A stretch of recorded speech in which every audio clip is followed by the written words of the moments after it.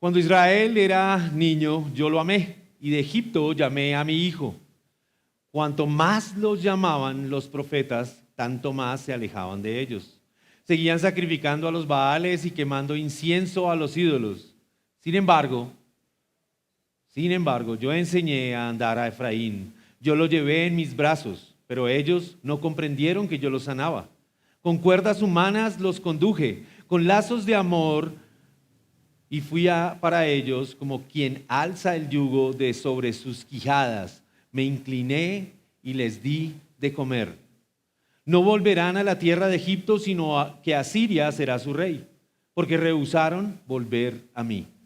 La espada girará contra sus ciudades, destruirá sus cerrojos y los consumirá por causa de sus intrigas. Pues mi pueblo se mantiene infiel contra mí, aunque ellos lo llaman para que vuelva al Altísimo, ninguno lo exalta. ¿Cómo podré abandonarte, Efraín? ¿Cómo podré entregarte, Israel? ¿Cómo podré yo hacerte como Adma? ¿Cómo podré tratarte como a Zeboín? Mi corazón se conmueve dentro de mí, se enciende toda mi compasión. No ejecutaré el furor de mi ira, no volveré a destruir a Efraín, porque yo soy Dios y no hombre, el santo en medio de ti, y no vendré con furor. En pos del Señor caminarán, Él rugirá como un león, ciertamente Él rugirá, y sus hijos vendrán temblando desde el occidente. De Egipto vendrán temblando como aves, y de la tierra de Asiria como palomas, y yo los estableceré en sus casas, declara el Señor. Amén. Hermanos, Oseas 10 nos dejó frente a una verdad dura e ineludible. Una devoción desviada contempla el pecado de forma recurrente, lo cual produce una cosecha inevitable de juicio. Israel había sembrado idolatría, autosuficiencia, una falsa seguridad religiosa, y Dios anunció que la destrucción vendría con la misma certeza, según las imágenes que vemos, con la que llega la siega luego de la cosecha. No era una amenaza exagerada, era el resultado natural de un corazón que había rechazado repetidamente el llamado de Dios a través de los profetas. Así que es posible, al llegar a este punto del libro, que surjan preguntas inevitables. ¿Es este el final? ¿Ha agotado Israel la paciencia de Dios? ¿Ha llegado el momento de que la justicia divina anule definitivamente la misericordia? La respuesta que encontramos en esta porción que acabamos de leer es profundamente sorprendente. Dios no niega el pecado ni minimiza su gravedad. El diagnóstico sigue siendo el mismo, pero ahora el Señor parece correr el velo y permite que veamos su corazón. Esta parte del capítulo que estamos leyendo no contradice el juicio de Oseas 10, sino que más bien lo explica. Nos muestra que detrás de la disciplina hay amor de pacto, un amor de pacto que no ha sido cancelado, el cual se nos revela claramente por medio de lo que acabamos de leer. Hermanos, el mismo Dios que anunció el juicio es el Dios que recuerda cómo tomó a Israel de la mano cuando era niño, cómo lo llamó desde Egipto, cómo lo cargó y lo cuidó. Así que no estamos ante un Dios indeciso, sino ante un Dios fiel que se rehúsa, hablando humanamente, a renunciar a los suyos. Lo cual introduce en medio nuestro la tensión más profunda, no solo en este capítulo, sino de todo el libro de Oseas. Esta es la tensión más álgida del libro de Oseas. ¿Cómo puede un Dios santo castigar el pecado sin renunciar a su amor electivo? ¿Cómo puede este Dios castigar al mismo tiempo que ama? ¿Cómo puede un pueblo tan infiel seguir siendo objeto de la misericordia y la compasión del Señor? Este capítulo nos lleva entonces a ese terreno, a un terreno absoluta y profundamente santo, el terreno donde la justicia y la compasión no se oponen, sino que encuentran su mayor expresión en el carácter mismo del Dios al que nosotros hemos venido hoy a adorar. Hermanos, hoy veremos que el amor compasivo del Señor no es ingenuo ni permisivo, por el contrario es perseverante y redentivo. Un amor que disciplina, pero no abandona. Un amor que hiere, pero no destruye. Un amor que corrige, pero no renuncia. Lo cual se revela en tres formas en este pasaje. Primero veremos un amor electivo que forma. Luego un amor justo que disciplina. Pero por último veremos un amor compasivo que redime. Así que al enfrentarnos ahora a esta verdad, debemos reconocer, en primer lugar, que Dios amó a Israel antes de que Israel pudiese responder con alguna clase de amor paternal que no solo lo libera, sino que lo forma. Dios amó primero a Israel de una manera particular y única, un amor electivo que forma. Los que tenemos padres podremos podremos entender un poco más esto, pero si usted no tiene hijos, yo le invito a que mire a sus hermanos y contemple un poco más de esta verdad. Un niño pequeño no aprende a caminar solo, ¿verdad? Esto es lógica sencilla. Un niño no aprende a caminar solo, aunque algunos medio caminan y ya creen que pueden conquistar el universo. Hermanos, aunque el niño intenta, pronto se va a dar cuenta que no puede aprender a caminar solo. Se va a caer, va a necesitar una mano que lo levante, va a necesitar una mano que lo sostenga. Pero inevitablemente llega un día en el que el niño, ese mismo niño, ya un poco más fuerte, suelta la mano de su padre y corre en una vía contraria a la que él va. ¿Usted no se ha dado cuenta? Hay niños que retan a sus padres yendo un poco más atrás, un poco más atrás, un poco más atrás, a pesar de que el padre trata de traerlo a él. Pero el niño en su rebeldía trata de alejarse de él. Hermanos, el problema no es que este niño no sepa quién lo sostuvo, sino que decide voluntariamente caminar lejos de quien lo formó. Y eso es exactamente lo que describe Oseas 11. Israel no olvidó quién era Dios, no, se alejó de él a pesar de saberlo. Rechazó la mano que le enseñó a caminar. Y como le dije, este es un oráculo y tal vez es uno de los oráculos más hermosos. El término oráculo es muy común en medio del Antiguo Testamento y significa o nos da a entender esa idea de una comunicación autoritativa de parte de Dios, pero hecha a través de una voz humana. Es decir, Dios utiliza a Oseas para hablar autoritativamente a través de él. Entonces el Señor, por medio de Oseas, comienza recordando, pero no recordando el pecado de Israel, sino cuánto lo amó cuando era niño. La imagen es intencional, hermanos. Esta idea es intencional del Señor, de mostrar a Israel como un niño. ¿Por qué? Porque un niño no aporta ninguna clase de mérito. Es decir, usted no ama a un niño por lo que el niño hace, usted lo ama porque usted ha decidido amar. No produce resultados, es decir, su amor no depende de los resultados de este niño. En muchas ocasiones los niños no muestran fidelidad. Un niño más bien existe en una dependencia total de sus padres.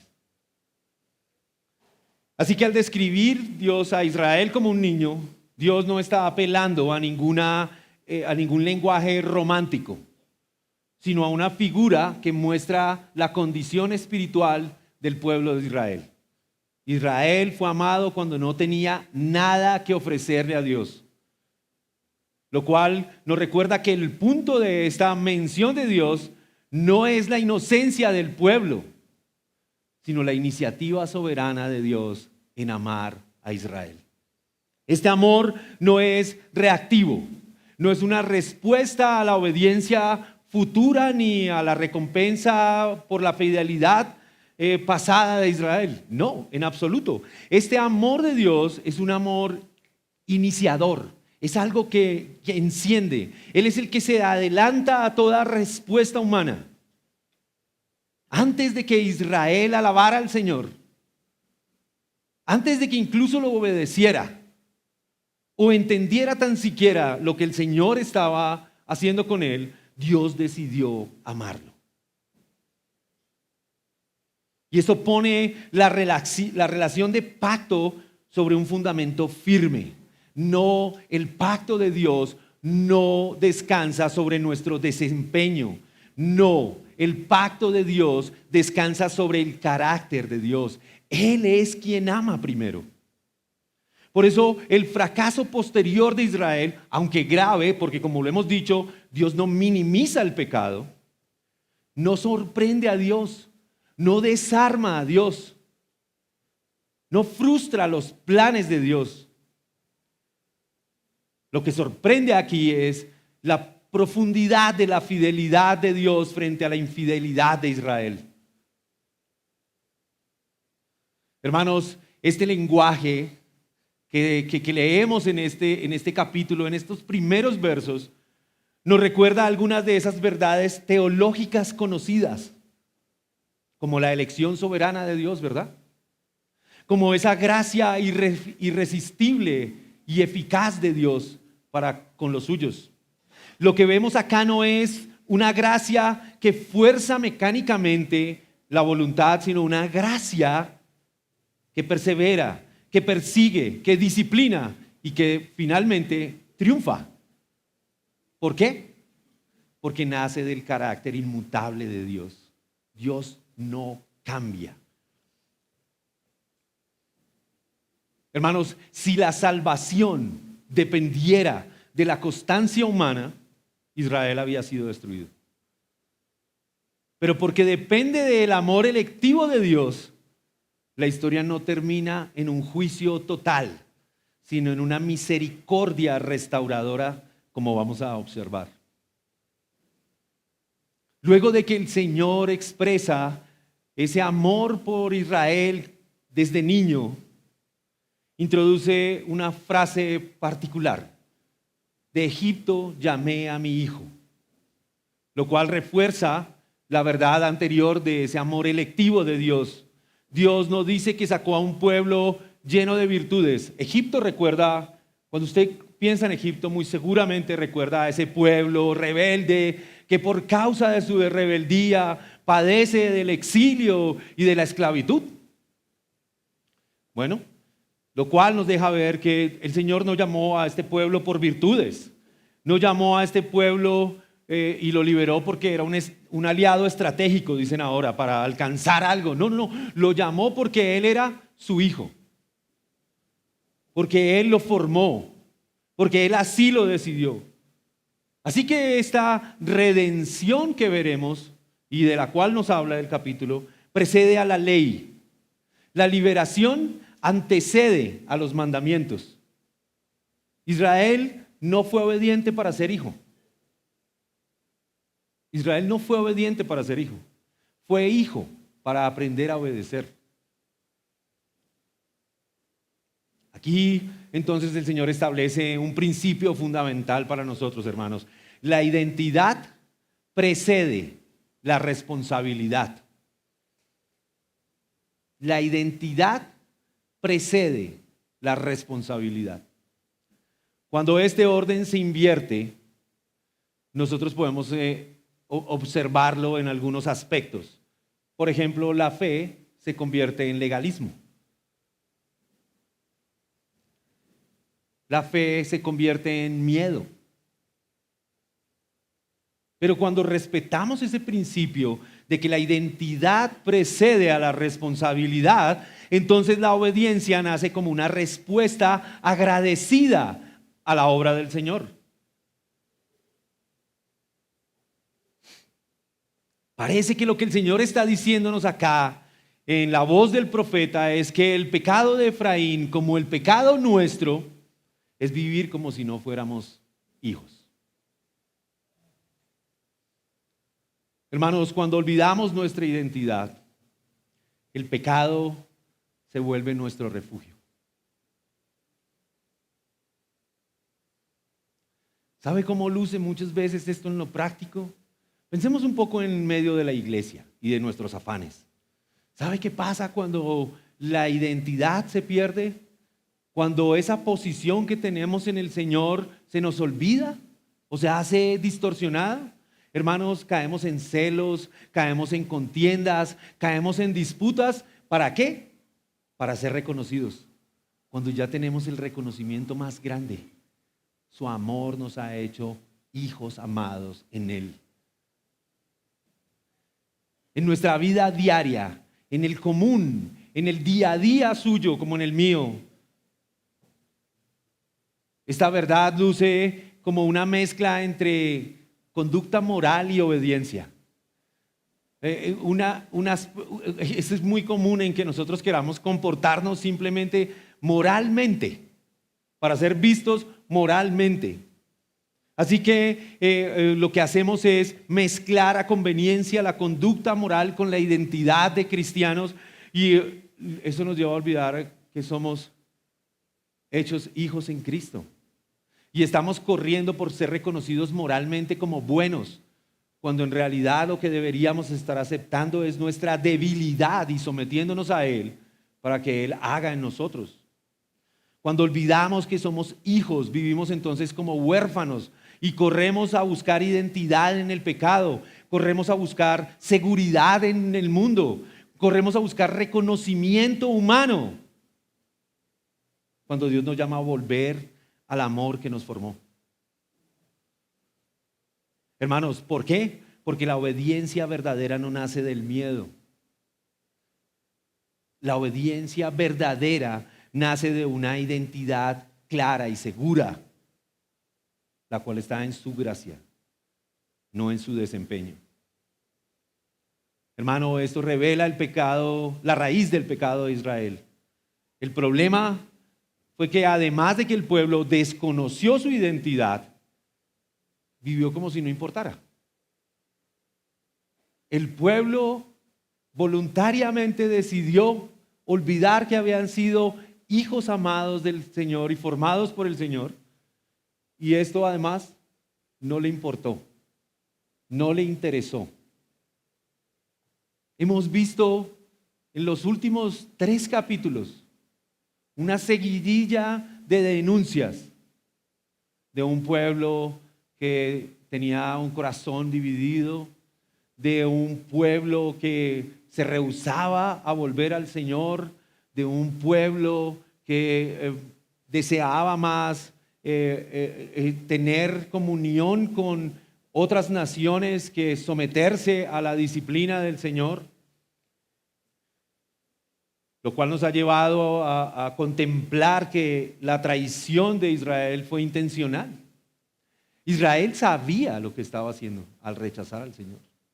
Como muchas veces nosotros sabemos lo que hacemos cuando rechazamos la palabra del Señor, la disciplina del Señor. Israel no rechazó solo la doctrina. Israel rechazó a Dios como su Padre, como nosotros hacemos cuando pecamos deliberadamente y recurrentemente. No solo se trata de quebrantar una regla, hermano. El pecado no es solo quebrantar una regla. Evidentemente es parte del pecado, pero la parte más grave es ignorar el amor que nos dio un nombre y un lugar. Así que entonces Dios se revela como un padre que gobierna no por fuerza, sino por amor, dice el texto. con cuerdas humanas los atraje, con lazos de amor. No impone la obediencia del Señor, sino que transforma el corazón. Su gracia no aplasta la voluntad, sino que la persuade. No obliga, Él atrae. Hermano, la gracia siempre precede a la responsabilidad. La gracia produce identidad que precede a la responsabilidad. La gracia del Señor se muestra como un amor firme, pero persistente.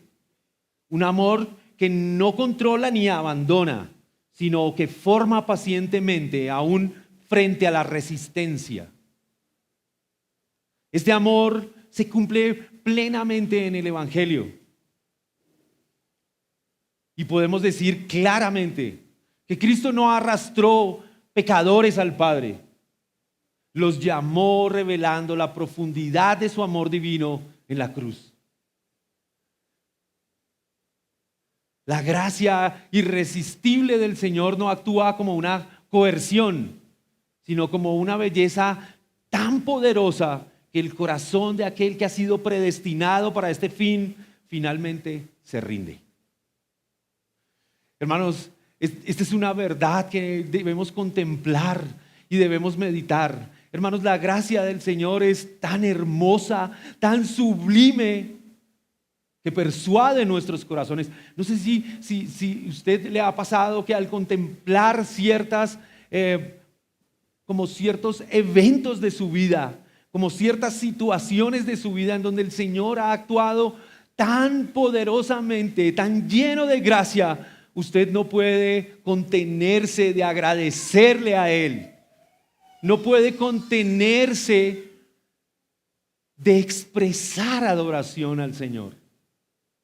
Pero esto no es algo que esté basado en el constreñimiento, como en que lo empujen hacia eso, sino que surge de un corazón que ama. Hermanos, en la vida cristiana, esta gracia tan hermosa produce una obediencia que es aún mayor que esa estéril obediencia que viene obligada. Produce una obediencia llena de asombro, llena de gratitud, no de miedo. Hermanos, somos amados durante y antes de la corrección. El Señor al que ama, disciplina y corrige. Así que esta clase de amor electivo que forma nos trae a vivir como hijos, nos atrae a vivir como hijos, persuade nuestros corazones, nos libra de vivir como esclavos, o la única forma de describir esa esclavitud es como el siervo, un esclavo por amor. Y hay aquí una mención particular que en el libro de Oseas, en el capítulo 11, él dice que de Egipto llamé a mi hijo. Y esta porción es usada en el Evangelio de Mateo como una promesa cumplimiento, como esa imagen que vemos como una sombra en el Antiguo Testamento, pero que la vemos plenamente cumplida en el Nuevo Testamento. ¿Cómo se cumple en el Nuevo Testamento? Usted recuerda la historia cuando Herodes dicta el decreto para asesinar a los nacidos en el tiempo en el que el Señor ha nacido, y entonces María y José deben huir a Egipto para salvar la vida del niño, y luego Él regresa para salvar a los suyos. Hermanos, por medio de Cristo, Dios nos ama primero, nos llama hijos y luego nos forma. Así nuestra obediencia no brota del temor a perder el amor de Dios, sino de la seguridad de haberlo recibido plenamente. Hermanos, este amor electivo y formativo no debe malinterpretarse de ninguna manera. No es, como hemos venido diciendo, como una indulgencia pasiva. sino que precisamente porque Dios es el Padre que forma y elige, no es entonces un espectador distante. El amor que forma, cuando es rechazado, se manifiesta en disciplina, en una justa disciplina. Lo cual nos lleva a nuestro segundo punto. El justo amor que disciplina. Hermanos, el rechazo persistente del amor formativo de Dios hace inevitable su disciplina. Una disciplina que no niega la relación que tenemos con el Padre, sino que la confirma.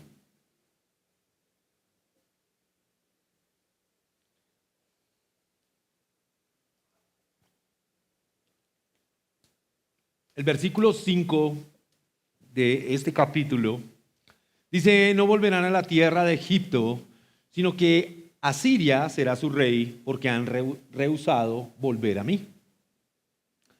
Este versículo introduce una afirmación solemne, seria, profunda. No volverán a la tierra de Egipto, sino que el asirio será su rey.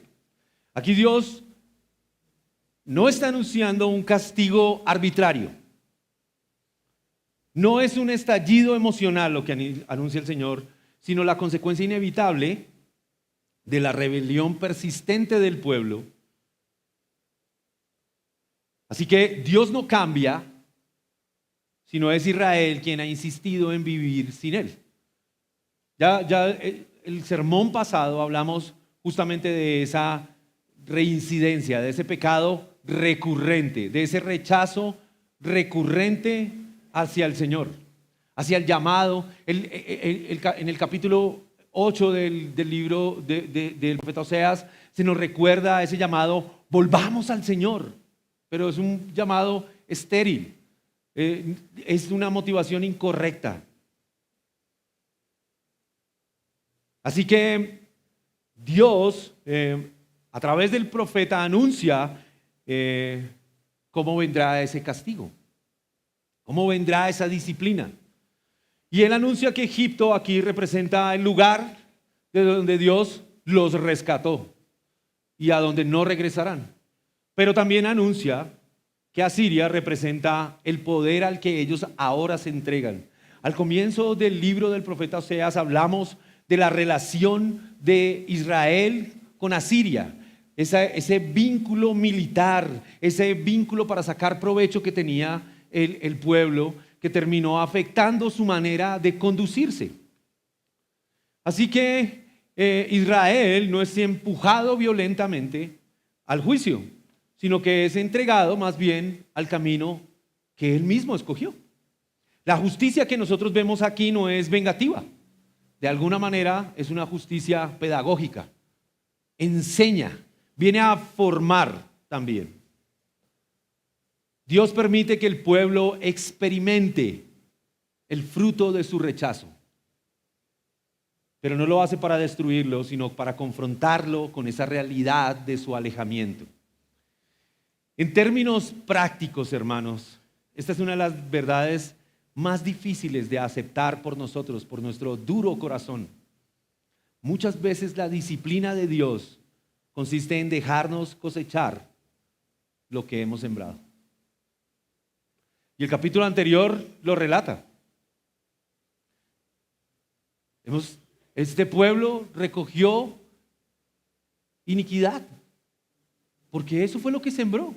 Ya hemos dicho que es una ley, incluso en el sermón pasado mencionamos que es la ley natural de la siembra y la cosecha.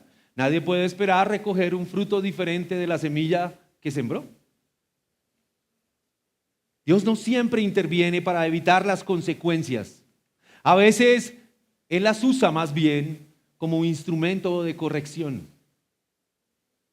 No porque haya dejado de amarnos, sino porque nos ama demasiado.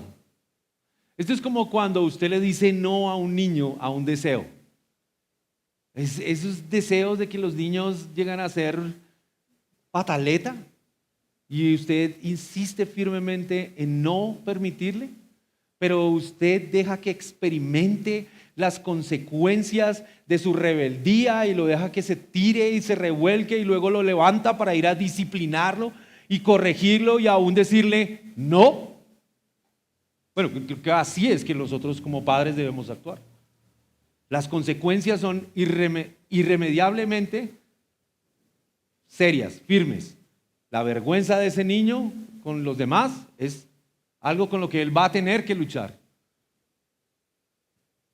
Muchas veces la disciplina de Dios no consiste, o más bien consiste, en dejarnos cosechar lo que nosotros hemos sembrado.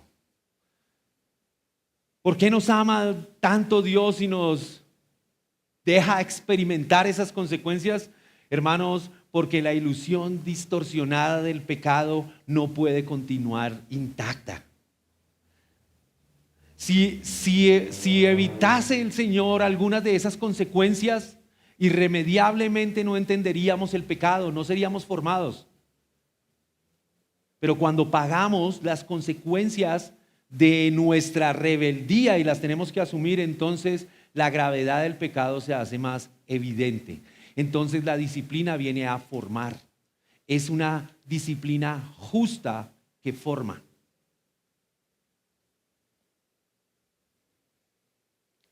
Pero el texto continúa avanzando y el Señor dice que la espada caerá sobre sus ciudades y los cerrojos serán rotos. Y esta imagen no habla solo de la derrota militar que evidentemente vendrá por la historia, sino de la corrupción interna como el mayor problema del hombre. Un concepto que ya Oseas ha denunciado en otros apartes del libro. La espada entra porque el corazón ya está dividido. Antes de que Asiria conquistara a Israel, Israel ya había sido conquistado por sus propios afectos. Por esos afectos desordenados, necesitados de ser reordenados por la gracia incansable del Señor. Pero esto también revela parte de la tragedia de nuestros corazones. Nadie se aparta de Dios sin someterse a otro Señor. Nadie que decida apartarse del Señor permanece neutral. Israel rechazó el yugo amoroso, como dice el capítulo 10, cuando dice que su fe es como una novilla que trilla fácilmente, pero yo pondré un yugo sobre su hermoso cuello. Hermanos, nadie se aparta de Dios sin someterse a otro Señor. Israel rechazó el yugo amoroso del Padre y terminó bajo el yugo opresivo del imperio asirio. La libertad que ellos buscaban fuera de Dios se transformó en esclavitud, en la esclavitud más dura. La libertad que usted busca en el pecado se transforma en la esclavitud más dura. Librarse del yugo del pecado, hermanos, cuesta, duele. Sobre todo cuando nosotros hemos sido llamados por el Señor a volvernos a Él y nos hemos resistido una y otra vez. Cuando resistimos la dirección de Dios, no quedamos neutrales. Terminamos sirviendo a algo más, al orgullo, al pecado, al miedo, al reconocimiento humano. Y la disciplina de Dios revela esas lealtades ocultas y nos muestra que alejarnos del Padre no nos hace libres, lo que nos hace es más vulnerables.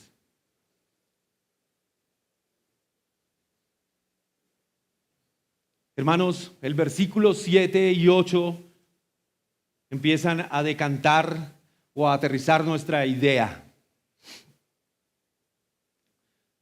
Y reafirman por un lado, primero, lo que ha venido diciendo el Señor capítulos atrás. Mi pueblo está aferrado a su rebelión contra mí. No se trata de una caída ocasional, sino una postura deliberada de parte del pueblo. Israel no solo pecó, se aferró a su pecado. Porque el llamado de Dios era continuo, pero el pueblo se negó a responder. Incluso hay una imagen en los primeros versos de este capítulo 11 que es terriblemente patética. Los profetas anunciaban una y otra vez esto mismo. Arrepiéntanse, vuelvan al Señor.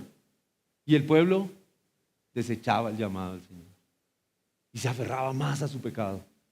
Una y otra vez, y el Señor lo denuncia, dice, cuanto más lo llaman los profetas, ustedes más se alejan de ellos. Incluso si leemos con detenimiento el Antiguo Testamento, encontramos que incluso el pueblo asesinó a sus profetas. Asesinó a aquellos hombres que hablaron de parte de Dios llamando al arrepentimiento. Tal era el pecado de este pueblo, tal era su necedad, que llegó a ese punto. El hecho de que Dios discipline entonces muestra que no ha renunciado a su pueblo. Como ya lo mencioné, el libro de Hebreos lo recuerda al que el Señor disciplina, al que ama al Señor, a este disciplina. Hermanos, la disciplina no viene para dañar, sino para corregir. La disciplina no viene para destruir, sino para restaurar. Es más, si Israel no fuera hijo, Dios simplemente lo habría abandonado. Pero porque Dios es el Padre, Dios actúa de esa manera. La disciplina no es una evidencia de rechazo, sino más bien una evidencia de pertenencia. Ese amor electivo del primer punto es el fundamento que explica el segundo. Piense en sus hijos, los que tenemos hijos acá. ¿Dejaríamos a nuestros hijos correr tras el abismo de este mundo sin decirles y advertirles nada? Para ustedes, hijos, ¿cuántas veces sus padres no les han anunciado la paga de la necedad? ¿Cuántas veces el padre no le dice a su hijo, no lo hagas? Pero el hijo, creyendo que puede alcanzar el universo y más allá, rechaza la voz del padre. ¿Y qué pasa? Dos cosas: que este hijo experimenta las consecuencias de su rebeldía y paga el precio. Y seguramente comete un error y tiene que enfrentarse a las consecuencias de su error. Pero un padre amoroso le disciplina, le corrige con amor. Esto es lo que nos está mostrando, esta imagen es la que nos está mostrando el texto. Y en el Evangelio esta verdad alcanza su clímax, su punto más alto. Cristo cargó con la disciplina que nosotros merecíamos para que nuestra corrección nunca fuera condenatoria, sino redentiva.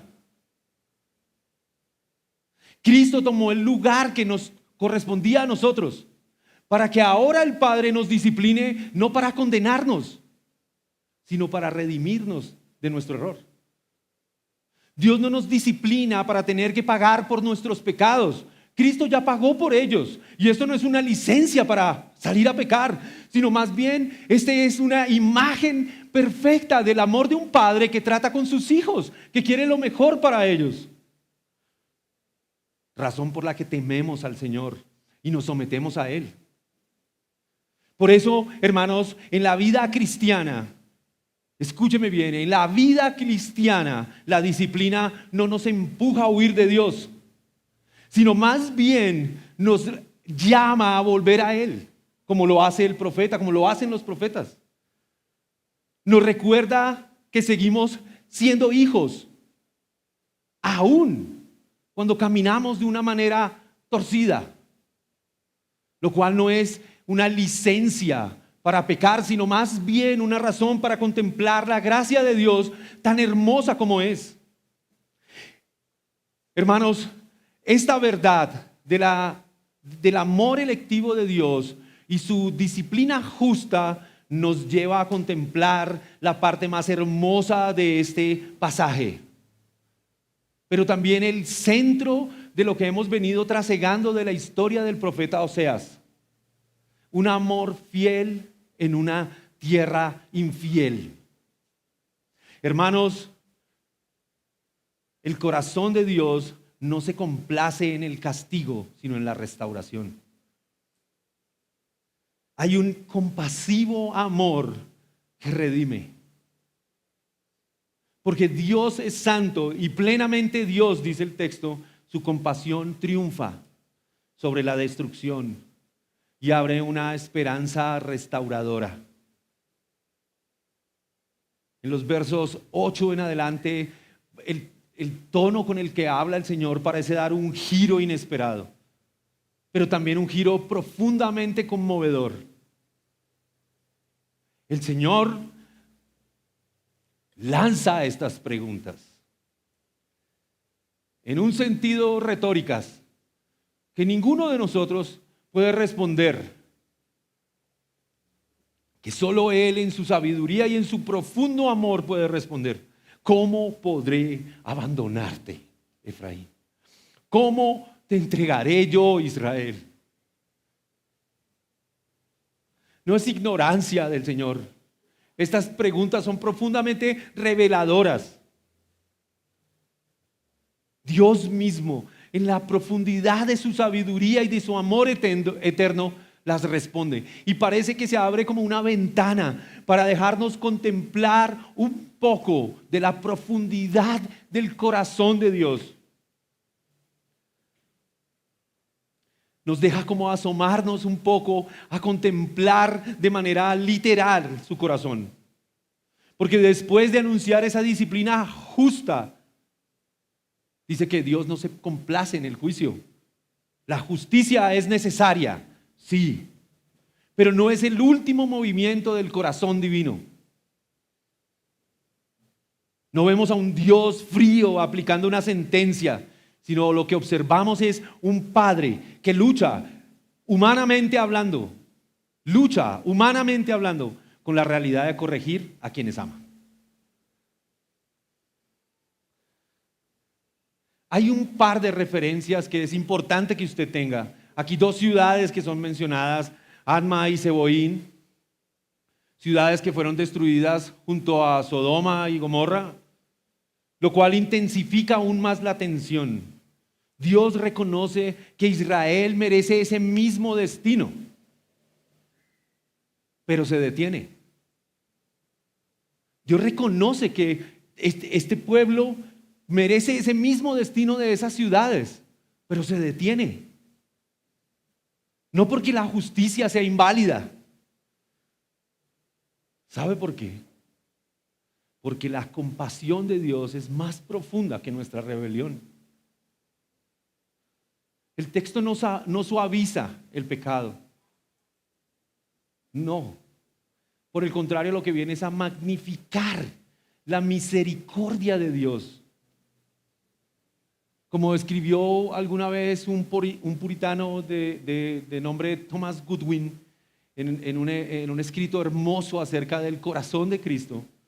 Él dijo: el corazón de Cristo es hoy tan tierno hacia los pecadores en el cielo como lo fue hacia ellos cuando estuvo en la tierra. Hermanos, esa misma lógica está operando aquí. El juicio es real, pero no gobierna el corazón de Dios. Su compasión sí. Su compasión sí. El término compasión, hermano, en la Escritura se intercambia con otros términos que nos ayudan a entenderlo mejor. Misericordia, piedad, son términos sinónimos de compasión. El Señor siente misericordia por los suyos, tiene piedad de los suyos. Hermanos, esta es la esperanza que sostiene al pueblo de Dios en medio de su ruina. Si usted está luchando hoy, si se siente agotado, si usted siente que está desfalleciendo, hoy debe saber que el corazón de Dios no se agota ante nuestra infidelidad, no se extingue. Dios actuará como hombre. Nosotros como Israel, si Dios actuara como hombre, nosotros como Israel debíamos haber sido consumidos. Si Dios actuara como nosotros actuaríamos ante la ofensa y el pecado de alguien, nosotros como si fuéramos Israel deberíamos haber sido consumidos por la ira. Pero porque Él es santo, dice el texto, porque Él dice, yo soy Dios y no hombre, yo soy el santo en medio de ti, dice el Señor. Porque Él es santo y plenamente Dios, su compasión triunfa sobre la destrucción, no cancela la justicia. Y la razón por la que sabemos que la justicia no se canceló es porque Cristo pagó en la cruz por nuestros pecados. La justicia no se canceló, pero su misericordia, su compasión, su amor no renunció por los suyos. Y esto nos conduce inevitablemente al Evangelio. El mismo Dios que en un tiempo como el de Oseas se detuvo para no destruir a estos que había elegido, en Cristo ahora avanza hasta la cruz para salvarlos. Allí vemos sin sombras, sin metáforas, que el corazón de Dios no es hostil hacia los pecadores arrepentidos, sino profundamente inclinado a restaurar, a extender compasión y misericordia y piedad. Es por eso que la última palabra para los hijos de Dios no es el juicio, sino de que de la misma manera que respondió el padre de la parábola del hijo pródigo. ¿Sí recuerda usted a este padre? El padre que tiene, este hombre que tiene 2 hijos y que uno rebeldemente decide tomar su herencia e ir a gastársela en el mundo, y que luego, avergonzado y profundamente constreñido por su pecado, siente temor de venir al padre. Pero al llegar a él, confiesa profundamente: Padre, yo he pecado contra ti, he pecado contra Dios. ¿Qué sucedería si actuáramos nosotros? No quiero imaginar la respuesta, porque muchas veces somos así. Pero la respuesta de este padre es: hijo mío. La respuesta de este padre es la misma mención del Señor. Cuando Israel era niño, yo lo amé. Hermanos, esto es profundamente serio.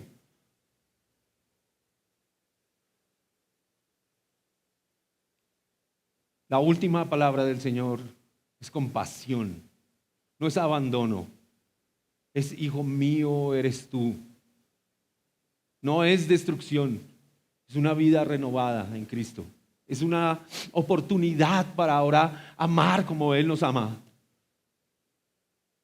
Él nos recuerda: no ejecutaré el furor de mi ira, no volveré a destruir a Efraín, porque yo soy Dios y no hombre. Yo soy el santo en medio de ti y no vendré con furor, dice el Señor.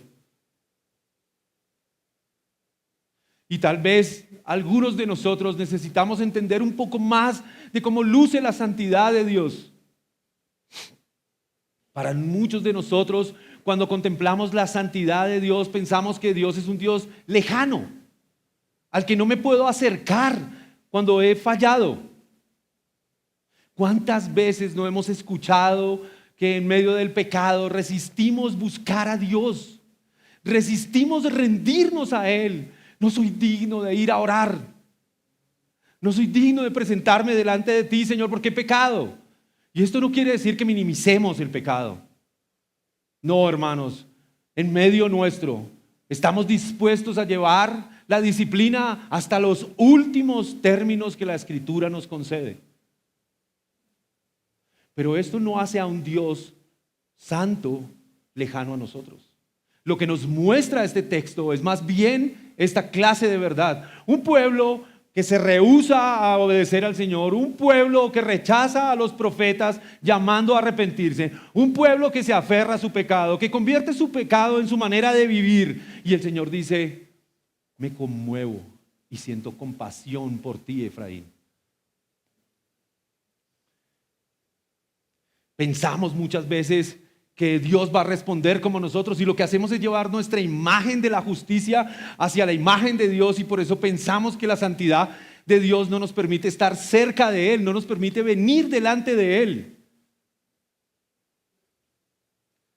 Muchas veces, hermanos, la culpa nos lleva a alejarnos precisamente del único lugar donde hay restauración. Escúcheme bien, muchas veces la culpa nos ha llevado a irnos lo más lejos posible del único lugar en la vida de un cristiano donde hay restauración, la presencia del Señor, ir delante de Él. Por eso el Señor dice, vuelvan a mí. Como Adán, nos escondemos ante el llamado del Señor. Pero Dios es como un padre buscando a sus hijos. Actuamos como si la santidad de Dios fuera un muro infranqueable, cuando en realidad es el fundamento que garantiza que la gracia no se agota. El hecho de que Dios es 3 veces santo es la razón para saber que la gracia de Dios no se agota.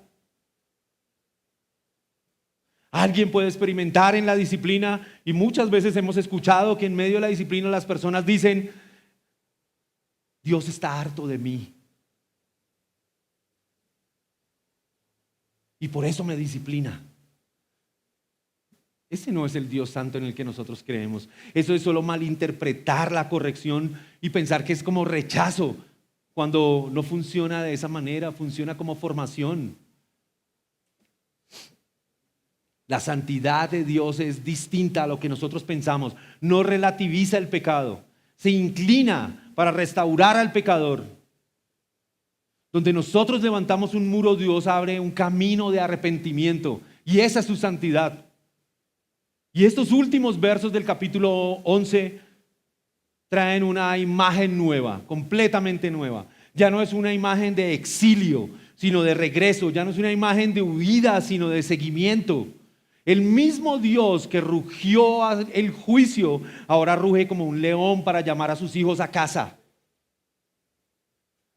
No es un rugido de amenaza, sino de una autoridad amorosa que convoca a los suyos. La restauración se evidencia en la manera en la que nos relacionamos ahora con Él. Y observe que esa parte final trae algo particular. Estos últimos versos del capítulo 11 nos dejan ver una parte importante de la relación que Dios tiene con su pueblo. La restauración de este pueblo no es simplemente una promesa de traerlos de vuelta, sino de volver a ponerlos en sus casas, dice el Señor. Este es un lenguaje de pertenencia, un lenguaje de estabilidad, un lenguaje de paz. El pacto no es abolido, es renovado, es un nuevo pacto. Esto nos muestra, hermanos, que la disciplina no fue el final del camino, sino es el medio para preparar el regreso a casa. El propósito de Dios nunca fue la destrucción total de su pueblo, sino la restauración total. Por eso Cristo vino. Todo este pasaje encuentra su máxima expresión en Cristo, el león de la tribu de Judá, en Jesús, en nuestro Redentor. El conflicto entre justicia y misericordia no se resuelve negando una u otra. En Cristo no se niega la justicia ni la misericordia, sino se satisface en ambas. En la cruz Dios no ignoró el pecado, lo juzgó, pero lo hizo sobre su propio Hijo. Cristo, hermanos, es el lugar, es la persona donde la ira justa, la compasión infinita se encuentran sin contradicción alguna. Él es nuestro glorioso Redentor. Hermanos, por eso la esperanza que Oseas anticipa, porque como veremos luego, este es un anticipo. Luego en el verso 12 de este capítulo, nuevamente Dios habla en contra del pueblo. Pero este es un anticipo de lo que el Señor hará al final en el capítulo 14 del libro. Dios nos restaura, pero no ignorando el pecado, sino que su amor santo paga el precio completo. Hermanos, esto debe transformar nuestra manera de ver a Dios. Debe transformar nuestra manera de ver el arrepentimiento y la disciplina. Volver a Dios no es enfrentar a un juez impaciente, lejano o despiadado, sino más bien correr a los brazos de un amoroso Padre cuyo corazón ya se ha inclinado hacia nosotros. Desde el principio se inclinó. Él es un Padre que tiene un amor inquebrantable, un amor que no renuncia. ¿Por qué nos negaremos a correr a los brazos de este Padre? Sea cual sea la razón por la que usted está luchando hoy.